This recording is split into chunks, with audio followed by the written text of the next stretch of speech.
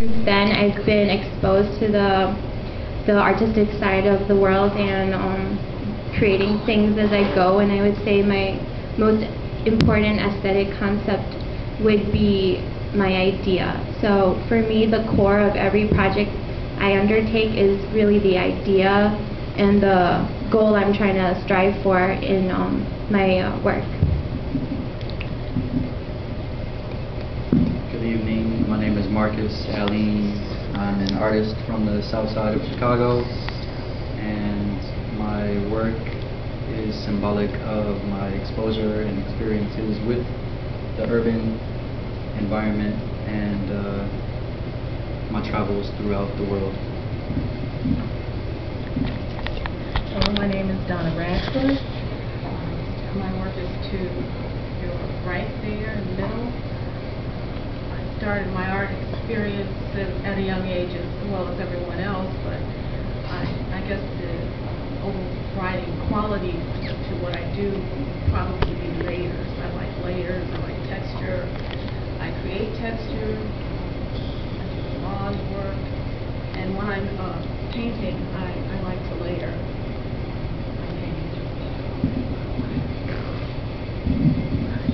Hello, my name is Turtill, the last name is Only, and I'm a longtime artist based in Chicago and have been to other places like East Coast, West Coast, and lived in Europe for a while. The two concepts that I've been working with, one in particular, when I started my career eons ago, is an aesthetic that I refer to as rhythmism, I think in terms of genres, and so I've been using different aspects of what I call the rhythmistic aesthetic or approach to the visual arts. Over the years, I've done it album covers, courtroom illustration, unless you know how far back that goes. And I'm advocating something else which is referred to as the Black Age of Comics, which is comic books, graphic novels, and other kind of material that is created and derived from a Black, African, urbane, or independent perspective or experience. And so this installation that I've put together represents artwork from a variety of people who are involved in that movement. Some of them are Chicago based, and then others are from Atlanta and Philadelphia and other places. Thank you. My name is Carolyn Sims. I'm from Country Club Hills, Chicago area artist. These are my pieces over here. I am mostly influenced by color. I love motion, movement. I love the 3D effect, and I am very much influenced by technology. So I incorporate all of these when I do my artwork. Oil painting is my first love. I've been trying to do some other mediums, as in acrylic painting or watercolor. It just doesn't do it for me. I love my oil. So, well, these two here are original artworks, original oil on canvas. This one over here is a combination of my artworks that I used Photoshop, digitized them to create a whole new painting. That one was created especially for this show because it reflected the sun. And as you can see, the one at the bottom here, that piece makes the sun, and the one up here. So all of the pieces, all of the creatures, I call them creatures, all the creatures in that first piece are original paintings from some of my other work. Thank you. So I think, and Carolyn, if you hold the mic there, I'd like for each of you maybe to speak a little bit about your creative process. So we've talked a little bit about certain aesthetic qualities that matter to you, but I wonder if you'd say a little bit about your creative process, how you come to a subject matter or a topic or a theme or an idea, and what you go through to work through to express it in a visual medium. Most of my oil paintings are either surrealistic or abstracts, and I love the medium of oil because you can move it, it moves, you can take it off, you can put it on, and I paint in very thin layers so that it is movable. Most of my digital works, as I said before, this one over here is taken from my artwork. I do a lot of photography. I actually use flowers in my digital work. So I guess most of my mediums, would be surrealistic. I'm sorry, most of the things that I use in my surrealistic mediums would be photography and I use my artworks, my art pieces. Your question in terms of the creative process and the working process, I think is a good one because a lot of times I forget about that. I just do it. I think at core, I concern myself again with advocacy of two different genres. I look at standards that have been created and established over time. I want to match those standards, but I don't want to imitate the standard bearers. So I look at what do I have to do in my work to arrive at a certain standard so that if people make a comparison, there's not a drop-off, or preferably there's a step up.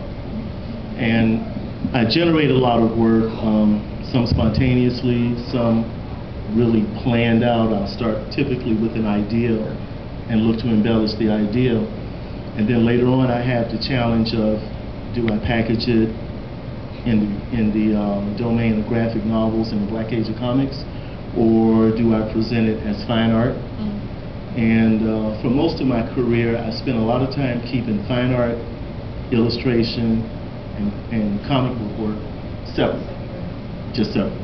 You know, there's something about Americans, and we're in the United States, so we're Yankees too, that we have a collision in our head. When somebody says comic book, that couldn't be art, okay? And so, or if you do fine art, then you can't be commercial and professional as an illustrator. And so about 5 years ago, I decided I needed more energy. I needed to save my energy, so I stuck it all on my website, and now I make it real adamant. I'm all of the above. I think Turtle made an excellent point because as artists, we may decide to do several things, and being pigeonholed doesn't serve us well. It's a little bit away from your question about the process, but it does tie in succinctly because you may have several talents or you may have several aspirations, and you know, where do you draw the line in the fine art world from the commercial world? When in our community historically, I think they were always the same. I didn't remember anyone producing fine art, you know, as I was growing up, except just a few people that it was called fine art. They were selling posters. Okay. Then one day, you know, someone said, oh, this is Cubism, or oh, this is that, and oh, this is collage. And when they died, they were in a museum. But I think that, you know, we have to explore many ways to be able to keep producing art and to live the way we like. As far as process, for me, I'm sure all of us are inspired artists. I like to, I'm inspired in the sense that I work around things, and it may take years, it may take months, or I may just do 6 of this. But in the last few years, my theme has been nature and landscape. You know, I tend to gravitate toward the natural or scenic or the landscape as a traditional subject. But I think I explore untraditional mediums in expressing that. And instead of more of a naturalist or realist, I gravitate toward the abstract in my expression of it. Well, my creative process generally begins with following truth and strengthening my relationship with God within me. And secondary is my inspiration from family. My pieces in the back corner, my creative process beginning those would consist of mixed media, found objects. The feathers I find when walking along the beach or walking in the park, and the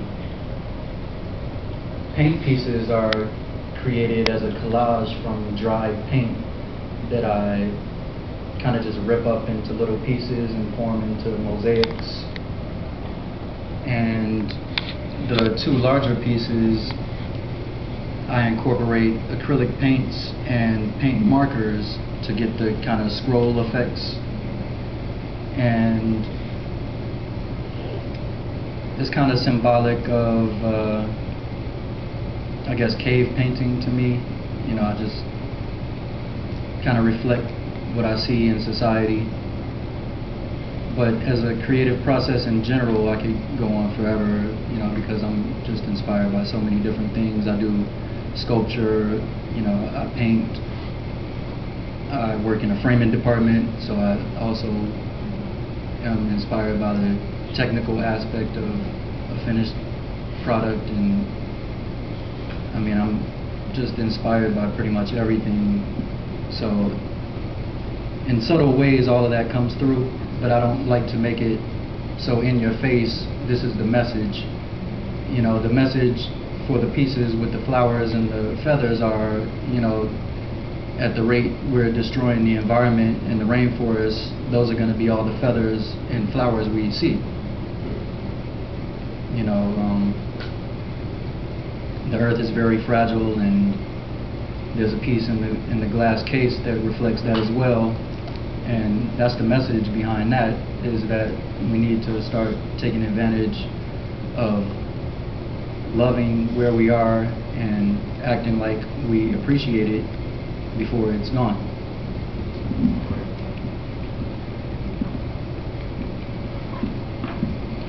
My work is the work here in the corner, starting with the black and white compositions and going all the way to the poster with the purplish background. And since I'm a recent graduate, all of my work has begun with an assignment from school.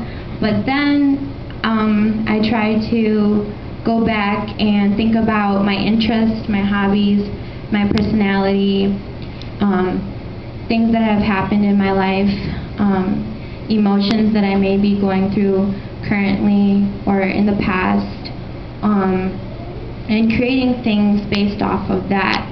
And one example that I can share with you is the images of red illustrations, drawings, layering another drawing on top in black. And in that project, I was combining two projects, one based on dance and movement and motion, and combining that with my love for cats, which is an animal that I've always been growing up around since I was a baby. So in every project that I link to something that I feel inspired from, whether it be connected to my life, I always start to uncover reasons why I identified with those things in my life, or reacquaint myself with my identity, or strengthen my beliefs in believing in nature, and you know, trying to formulate a sort of faith through that. And earlier on, Tortel made an important comment about how, you know, people have a hard time imagining how someone can be doing fine arts and then working in the professional commercial side of art, which would be industrial design or graphic design. And I think I illustrate a really good example of how that can happen in two worlds. I work here as the AACC's graphic designer, and I am professionally trained as a designer, but I began as an artist, and that really set the beginning for my creativity.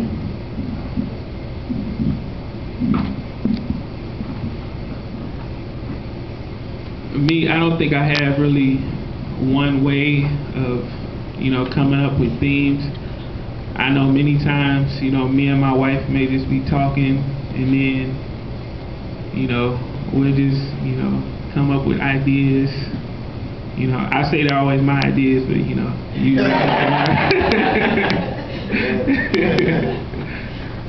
but and I paint a lot of murals also.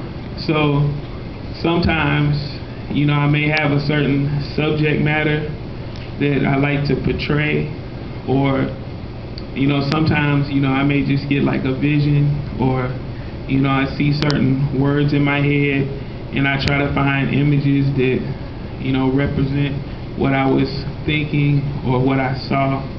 With all my artwork, my main goal is for it to look nice, so people like to look at it. But I think the most important goal, I always want to uplift or inspire people with it.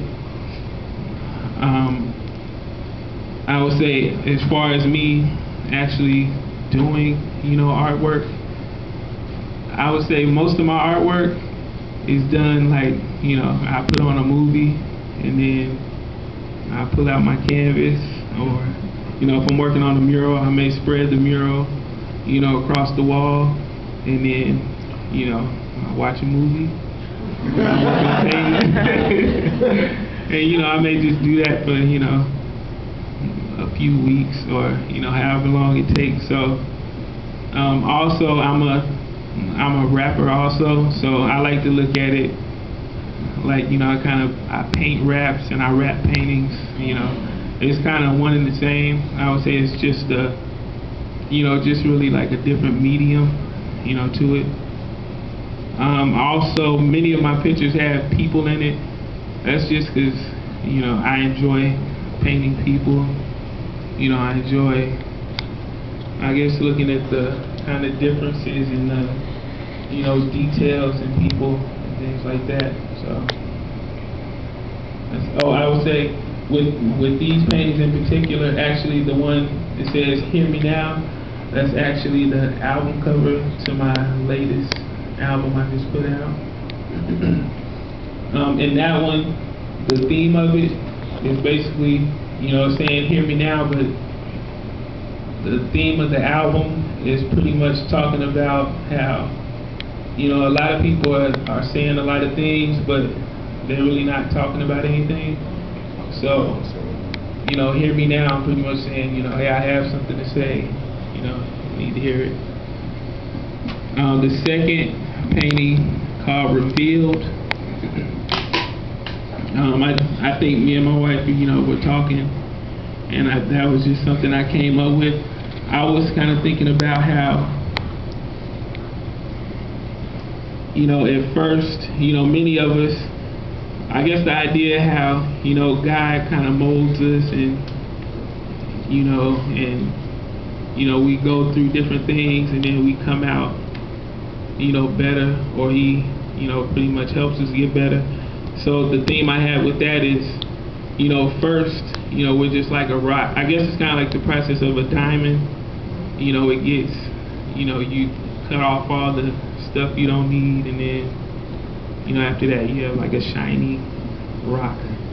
So but on the outside all like the negative things in people's life, like fear and lack and sickness and things like that.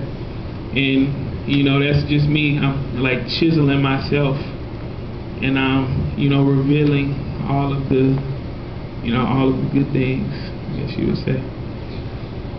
The last painting, that one is called I Look to the Hills. That one I was actually working on a series called I Pledge Allegiance, and it was just showing I was showing my allegiance to God at the time. So that one, that's actually my wife on that picture.